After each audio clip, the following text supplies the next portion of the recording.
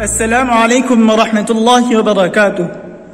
دوستو، آپ کا استقبال ہے ہمارے اس یوٹیوب چینل لرن with صدیق احمد میں۔ آج آپ کے سامنے ہم پیش کرنے والے ہیں آؤ اردو سیکھیں اس کورس کا ایک اہم سبق نمبر ہے 20 اور اس کا حصہ دوسرا ہے۔ گزشتہ کل بھی سبق نمبر 20 تھا جس کا ایک حصہ پیش کیا گیا اور اب اس کا مزید مابقیہ حصہ پیش کیا جا رہا ہے۔ جیسا کہ آپ کو معلوم ہے کہ یہ چینل اردو زبان و ادب کو فروغ دینے کے لیے بنایا گیا ہے اور ہر کس و ناکس کو اردو زبان لکھنا، پڑھنا اور اس کا استعمال کرنا سکھانے کے لیے بنایا گیا ہے۔ لہذا آپ جب جانتے ہیں تو آپ اس چینل پر ضرور آئیں اور اس سے جڑ جائیں، اس سے بخوبی فائدہ اٹھائیں۔ نظم مؤلف کی طرف سے تیار شدہ نظم۔ گھٹا گہرے سیاہ بادل کو کہتے ہیں۔ اس سے ایک محاورہ مشہور ہے، گھٹا اٹھنا، یعنی بادلوں کا آسمان پر آنا۔ آن اس کے معنی لمحہ، اور دوسرا نون غنہ کے ساتھ استعمال ہوتا ہے آنے کے لیے، آن یعنی آنا۔ آن کا استعمال لمحہ کے لیے بھی ہوتا ہے اور اسی طریقے سے آنے کے لیے بھی استعمال ہوتا ہے۔ مین یعنی بارش۔ بے جان مٹی میں جان آ گئی، جان آنا۔ جان آنا اس کا معنی ہے ہریالی آ جانا یا پانی پانی ہو جانا۔ کسی چیز میں جان آ جانا یعنی اس چیز کا دوبارہ سے ہرا بھرا ہو جانا۔ گھٹا آن کر مین جو برسا گئی، گھٹا آن کر مین جو برسا گئی، تو بے جان مٹی میں جان آ گئی، تو بے جان مٹی میں جان آ گئی، یعنی بادل سے بارش ہوئی اور اس کی وجہ سے جو مٹی چٹیل میدان پڑا ہوا تھا، جو میدان اس کے اندر کی جو مٹی ہے وہ ایک دم ہری بھری ہو گئی، اس میں سبزے اگ گئے۔ زمین، سبزے یعنی ہریالی۔ لہلہانا یعنی اس کا معنی ہے جھومنا، ہوا سے ہلنا۔ کسان یعنی کاشتکار، کھیتی کرنے والا۔ ٹھکانے لگانا یعنی کام سے لگا دینا، انجام کو پہنچانا، پورا کرنا، خرچ کر دینا، مار دینا، ان سب معانی میں اس کا استعمال ہوتا ہے۔ زمیں سبزے سے لہلہانے لگی، زمیں سبزے سے لہلہانے لگی، کسانوں کی محنت ٹھکانے لگی، کسانوں کی محنت ٹھکانے لگی۔ جڑی بوٹیاں، جڑی بوٹی کسی درخت کی وہ جڑ، پھول اور پتے وغیرہ جو دوا کے کام آتا ہے۔ پیڑ یعنی درخت۔ بیل، دراصل بیل وہ پودا جس کی شاخیں زمین پر پھیلتی ہے یا کسی سہارے سے اوپر کو چڑھتی ہے، اسے بیل کہتے ہیں۔ عجب یعنی عجیب، عجیب و غریب، عجیب قسم کا۔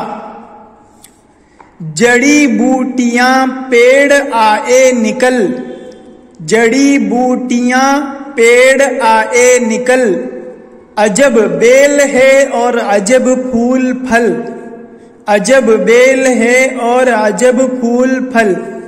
اوپر کے شعر کا معنی یہ ہے کہ یہ بارش ہونے کی وجہ سے، بادل کے برس جانے کی وجہ سے زمین پر گھاس نکل آئے، ہرے ہرے گھاس دکھائی دینے لگے۔ اسی طریقے سے جو پودے غلے وغیرہ ڈالے گئے تھے، جو دانے بوئے گئے تھے، اس کے پھل نکل آئے۔ جو سبزیاں وغیرہ یا پھول اور درخت لگائے گئے تھے وہ بھی نکل آئے۔ ہر ایک پیڑ کا ایک نیا ڈھنگ ہے، پیڑ یعنی درخت، ڈھنگ یعنی طریقہ، انداز، طرز، روش، چال چلن۔ اس سے ایک محاورہ آتا ہے، ڈھنگ اڑانا یعنی رنگ اختیار کرنا، نقل کرنا۔ ڈھنگ سیکھنا یعنی کسی کی روش اختیار کرنا۔ ہر ایک پیڑ کا ایک نیا ڈھنگ ہے، ہر ایک پھول کا ایک نیا رنگ ہے۔ ہر ایک پیڑ کا ایک نیا ڈھنگ ہے، ہر ایک پھول کا ایک نیا رنگ ہے۔ یعنی الگ الگ قسم کے پھل، الگ الگ قسم کے پھول اور الگ الگ قسم کے درخت ہے۔ یہ 2 دن میں کیا ماجرا ہو گیا۔ ماجرا یعنی حالت، جنگل کا جنگل ہرا ہو گیا۔ یہ 2 دن میں کیا ماجرا ہو گیا کہ جنگل کا جنگل ہرا ہو گیا۔ یعنی صرف اور صرف 2 دن بارش ہوئی، اسی میں پورے جنگل میں ہریالی چھا گئی، ہر قسم سے پودے، درخت اور اسی طریقے سے گھاس پھوس اگ گئے۔ جہاں کل تھا میدان چٹیل، چٹیل یعنی ہموار میدان، جہاں پر کوئی بھی کسی قسم کا درخت وغیرہ اور گھاس پھوس نہ ہو، وہاں آج ہے گھاس کا بن کھڑا، بن یعنی جنگل۔ جہاں کل تھا میدان چٹیل پڑا، وہاں آج ہے گھاس کا بن کھڑا۔ یعنی جب ہم کل گزشتہ 2 دنوں پہلے دیکھتے تھے زمین کو تو وہاں پر ایک دم ہموار زمین نظر آتی تھی، جہاں پر کسی قسم کے پودے کا اور ہریالی کا کوئی نام و نشان نہیں تھا، اور اب 2 دن بارش ہونے کی وجہ سے وہاں پر پورے میں گھاس پھوس اگ گئے، درخت اگ گئے، تو اس سے اس کا ماحول اور اس کا منظر بہت ہی اچھا لگتا ہے۔ جنگل، جنگل سے اور بھی بہت سی چیزیں آتی ہیں، جن میں سے جنگل دراصل اس جگہ کو کہتے ہیں جہاں پر درخت زیادہ ہو۔ اسی طرح سے ایک اور محاورہ آتا ہے اس سے، جنگلی ہو جانا یعنی بستی کا جنگل ہو جانا۔ جنگلی ہو جانا یعنی آدمی کا غیر آباد علاقے میں، جنگل میں رہنا، رہائش اختیار کر لینا، اور جنگل ہو جانا یعنی بستی کا غیر آباد ہو جانا۔ جنگل میں منگل ہونا، یہ بھی ایک محاورہ ہے، اس کا معنی ہے ویرانے میں آبادی اور رونق ہو جانا۔ ایک اور مثل ہے یعنی کہاوت ہے جو اسی سے مشہور ہے، جنگل میں مور ناچا کس نے دیکھا، جنگل میں مور ناچا کس نے دیکھا۔ یعنی اس کا معنی ہے کام ایسی جگہ ہونا چاہیے جہاں سب دیکھیں، الگ تھلگ یا دوسرے دیش میں رہ کر کام کرنے سے کیا فائدہ۔ کام ایسی جگہ ہونا چاہیے جہاں سب دیکھیں، الگ تھلگ یا پردیس میں رہ کر کام کرنے سے کیا فائدہ۔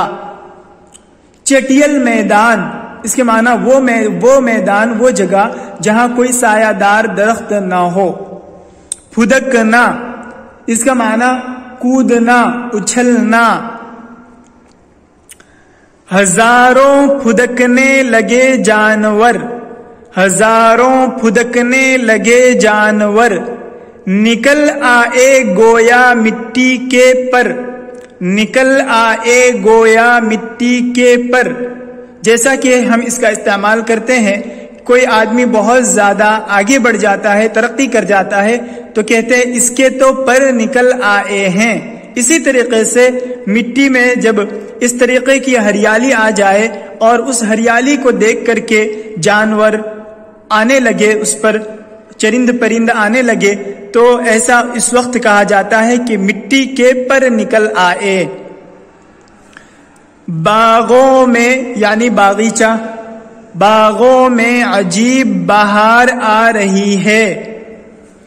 ہریالی اور اسی طریقے سے آباد ہونا، اچھا لگنا، ہرا بھرا ہونا، درختوں کا منظر بڑا ہی اچھا ہونا. باغوں میں عجیب بہار آ رہی ہے، درختوں کا پتا پتا دھل گیا ہے. درختوں کا پتا پتا دھل گیا ہے یعنی بارش ہونے کی وجہ سے پتوں پر پانی پڑا، جس کی وجہ سے وہ بہت ہی اچھا ہو گیا. کیا نکھری ہوئی سبزی ہے، نکھرنا اس کا معنی آتا ہے تر و تازہ ہونا، خوبصورت ہونا. کیا نکھری ہوئی سبزی ہے، مور گھنے پتوں کی ڈالیوں میں چھپے بیٹھے ہیں. مور دراصل ایک خوبصورت پرندہ جسے طاؤس بھی کہتے ہیں، اسی سے مور کے آواز کرنے کو کہتے ہیں مور کا چنگھاڑنا یعنی مور کا بولنا. ایک مثل اس سے مشہور ہے، مور ناچتا ہے جب اپنے پاؤں دیکھتا ہے. مور ناچتا ہے جب اپنے پاؤں دیکھتا ہے. اس کا معنی ہے خوبصورت آدمی کے لیے ذرا سا عیب بھی بڑا معلوم ہوتا ہے. خوبصورت آدمی کے لیے ذرا سا عیب بھی بڑا معلوم ہوتا ہے.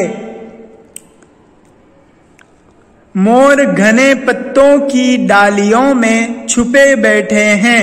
ڈالی شاخ ٹہنی. جب بجلی چمکتی ہے اور بادل گرجتا ہے تو یک بارگی سب چیخ اٹھتے ہیں. یک بارگی یعنی ایک ساتھ. کوئل یہ ایک پرندے کا نام ہے. کوئل بھی کیا پیاری آواز سی کوکتی ہے. کوکنا یعنی کوئل کا بولنا. کوئل بھی کیا پیاری آواز سے کوکتی ہے. ابھی باغ کے اس کھونٹ تھی ابھی ادھر جا بولی. ابھی باغ کے اس کھونٹ تھی ابھی ادھر جا بولی. کھونٹ یعنی کونا، سمت. طوطے بھی چپکے چپکے آم کتر رہے ہیں. طوطا ایک خوبصورت پرندے کو کہتے ہیں جس کی بولی بڑی پیاری اور آواز بہت اچھی ہوتی ہے. کترنا یعنی دانتوں سے کاٹنا. طوطے بھی چپکے چپکے آم کتر رہے ہیں. ذرا کھٹکا ہوا ان کی ڈار پھر سے اڑی. ذرا کھٹکا ہوا ان کی ڈار پھر سے اڑی. کھٹکا یعنی آہٹ، اندیشہ، کسی کے حرکت کرنے کی آواز. ڈار اس کے معنی آتے ہیں پرندوں کی جماعت. پھر یعنی جلدی سے. ذرا کھٹکا ہوا ان کی ڈار پھر سے اڑی. ذرا کھٹکا ہوا ان کی ڈار پھر سے اڑی یعنی ان کی جماعت تھوڑا سا اندیشہ محسوس ہوا، فوری طور پر ان کی جماعت جلدی سے اڑ گئی. آموں کی ڈالیاں مارے بوجھ کے جھک پڑی ہیں. آموں کی ڈالیاں مارے بوجھ کے جھک پڑی ہیں یعنی آم جب پھل جاتے ہیں تو اس کی وجہ سے درخت بوجھل ہو جاتے ہیں اور اس کی ڈالیاں جھک جاتی ہیں. ٹپکا چو رہا ہے. ٹپکا چونا یعنی پکے ہوئے پھل کا درخت سے خود بخود گر جانا. ٹپکا چو رہا ہے. پکے پکے رسیلے آم یعنی رس والے آم، سرخ، لال، زرد، پیلے. سندوریا ٹپک رہے ہیں. سندوریا یعنی آم کی ایک قسم جس کے اوپر کا حصہ سرخ ہوتا ہے. یہ گرا ٹپ، وہ گرا ٹپ. ٹپ ٹپ یہ دراصل جو آواز ہوتی ہے اس کو کہتے ہیں گرنے کی، پانی وغیرہ گرنے کی، پانی کے قطرہ وغیرہ ٹپکنے اور گرنے کی آواز. ٹپکا چو رہا ہے. پکے پکے رسیلے آم، سرخ، زرد، سندوریا ٹپک رہے ہیں. یہ گرا ٹپ، وہ گرا ٹپ. میدان میں گائے بھینس چر رہی ہیں. چرنا یعنی گھاس کھانا جانوروں کا. بھیگنا یعنی تر ہو جانا. مگر بھیگی جاتی ہیں ان کے پاؤں تلے یعنی ان کے پاؤں کے نیچے ہریاول ہے، ہریاول یعنی ہریالی سبزہ، ان کے پاؤں تلے ہریاول ہے، سامنے کٹورا سا تال ہے، یعنی سامنے کٹورا کی طرح بنا ہوا چھوٹا سا تالاب نما ہے، بستی سے جنگل میں خوش ہیں، بستی سے زیادہ جنگل میں خوش ہیں، گھر پر بندھی رہتی تو مکھیوں اور مچھروں کے مارے سڑاسڑ دم ہلاتی۔ مکھی دراصل کہتے ہیں ایک پر والے چھوٹے سے اڑنے والے کیڑے کو۔ اوپر کٹورا اس کے معنی ہے پانی کا تانبے یا پیتل کا پیالہ، اس سے آتا ہے کٹورا بجنا یعنی رونق ہونا، کٹورا پھرانا یعنی چور یا کسی چیز کو معلوم کرنے کے لیے منتر پڑھ کر کٹورے میں ناموں کی پرچیاں رکھ کر مشتبہ لوگوں کے نام لے کر پھرانا۔ اسی سے آتا ہے کٹورا سی آنکھیں یعنی بڑی بڑی آنکھیں، کٹورا سا تال یعنی بڑا تالاب، مکھی ایک پر والا کیڑا، مچھر ایک پر والا کیڑا جو خون چوستا ہے، سڑاسڑ یہ لگاتار کوڑے یا قینچی مارنے کی آواز، گھر پر بندھی رہتی تو مکھیوں اور مچھروں کے مارے سڑاسڑ دم ہلاتی، یعنی اگر باندھ کر گھر پر رکھتے ہیں اسے تو مکھی اور مچھر بھنبھناتے اور وہ دم ہلاتے رہتی، پھر بھی چین سکون نہ پاتی۔ یہ موذی جانور، موذی یعنی تکلیف پہنچانے والے، یہ موذی جانور ان کا خون پیتے اور ستاتے یعنی بہت زیادہ پریشان کرتے ستاتے۔ اب مزے سے نہا رہی ہیں، نہانا یعنی غسل کرنا، پانی میں ڈبکی لگانا، اب مزے سے نہا رہی ہیں، جنگل کی ہوا کھا رہی ہیں، گوالا کمبل اوڑھے لٹھ لیے پاس کھڑا ہے۔ گوالا دراصل جانوروں کو پالنے اور دودھ دہی کا کاروبار کرنے والے کو کہتے ہیں۔ کمبل اوڑھنے کا ایک آلہ جسے ٹھنڈی میں اوڑھا جاتا ہے۔ لٹھ موٹی لکڑی، لاٹھی، لٹھ باز اس سے آتا ہے لاٹھی سے لڑائی کرنے والا، لٹھ چلنا یعنی لاٹھی سے لڑائی ہونا، لٹھ سا مار دینا یعنی سخت بات کہہ دینا۔ کسی کو گلے سے بچھڑنے نہیں دیتا، گلہ کا معنی آتا ہے چوپایوں کا ریوڑ، بچھڑنا یعنی جدا ہونا، الگ ہونا، کسی کو گلے سے بچھڑنے نہیں دیتا۔ جوں یعنی جیسے جیسے، مین یعنی بارش، دل ہرا ہونا اس کے معنی خوش ہو جانا، دل باغ ہو جانا، چہرے پر رونق آ جانا۔ ڈھور ڈنگر یعنی پالتو جانور، چارہ یعنی جانوروں کا غلہ، جانوروں کے خوراک، افراط یعنی زیادہ، سینچنا اس کے معنی آتے ہیں پودوں اور درختوں کو پانی پلانا، چوپال یعنی پنچایت گاہ، جہاں پر پنچایت ہوتی ہے اسے چوپال کہتے ہیں۔ چادر تاننا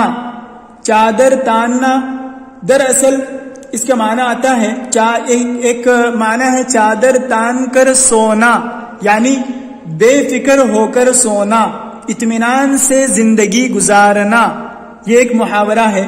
اور اسی طریقے سے ایک مثل ہے چادر تھوڑی پاؤں پھیلائے بہت، چادر تھوڑی پاؤں پھیلائے بہت، اس کا معنی ہے آمدنی کم اور خرچ زیادہ۔ اسی طریقے سے ایک اور محاورہ ہے چادر چڑھانا، یعنی کسی بزرگ کی قبر پر کپڑے یا پھولوں کی چادر ڈالنا۔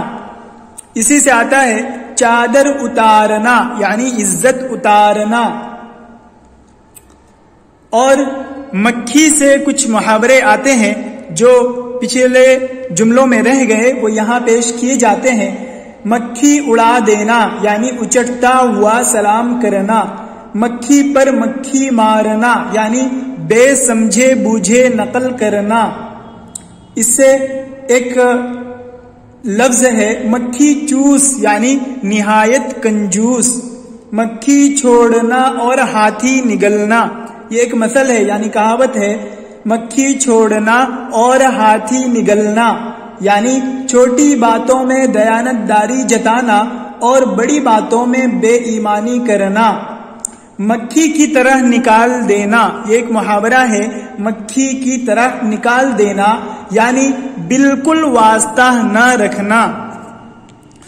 جوں جوں میں برستا ہے کسانوں کا دل ہرا ہوتا ہے، ڈھور ڈنگروں کے لیے چارے کی افراط ہے، بن سینچے کھیتی بڑھتی ہے، مین کا دن ان کے لیے تعطیل یعنی چھٹی کا دن ہے، یا چادر تان کر سوتے ہیں یا چوپال میں آ کر جمع ہوتے ہیں۔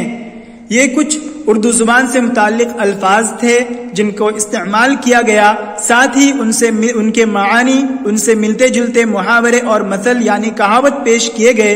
ان کی مدد سے آپ اردو زبان پڑھنا لکھنا سیکھ سکتے ہیں اور ساتھ ہی ساتھ ان کا استعمال کر کے اردو زبان و ادب میں فروغ اور مہارت حاصل کر سکتے ہیں۔ امید ہے کہ آپ کو سبق سمجھ میں آیا ہوگا اور آپ اس پر مشق کریں گے، پڑھیں گے، لکھیں گے اور ساتھ ہی ساتھ اس کا استعمال کریں گے، اور یوں اردو زبان میں آپ کو مہارت حاصل ہو جائے گی۔ السلام علیکم ورحمۃ اللہ وبرکاتہ۔